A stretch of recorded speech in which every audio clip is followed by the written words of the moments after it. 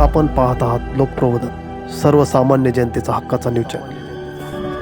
Gas तुटवड्यावर advocate प्रकाश आंबेडकरांचा इशारा, जनतेने भाजप प्रतिनिधींकडे जेवणाची मागणी करावी।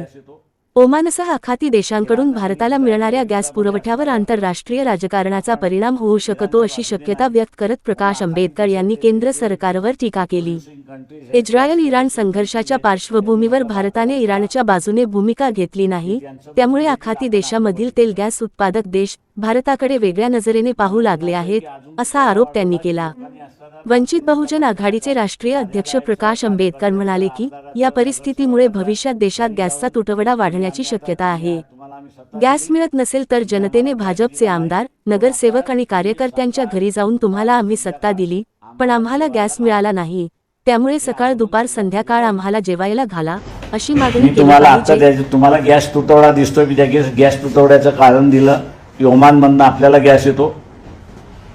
इराण आणि इस्रायलच्या युद्धामध्ये असणारं आपण इराणच्या बाजूने नाही, म्हणून आखाती देशाचे जे तेल प्रोड्युसिंग कंट्रीज आहेत, गॅस प्रोड्युसिंग कंट्रीज आहेत, त्यांनी म्हटलं भारताला सोडा, ते त्यांचं बघून घेतील, आपण आपलं बघितलं पाहिजे।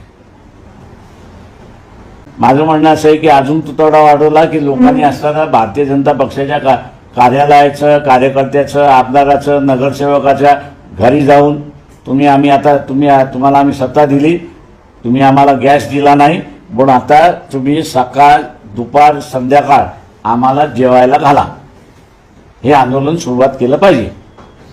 पाहत रहा आपल्या परिसरातील घडामोडी लोकप्रबोधन मराठी न्यूज नेटवर्क महाराष्ट्रवर।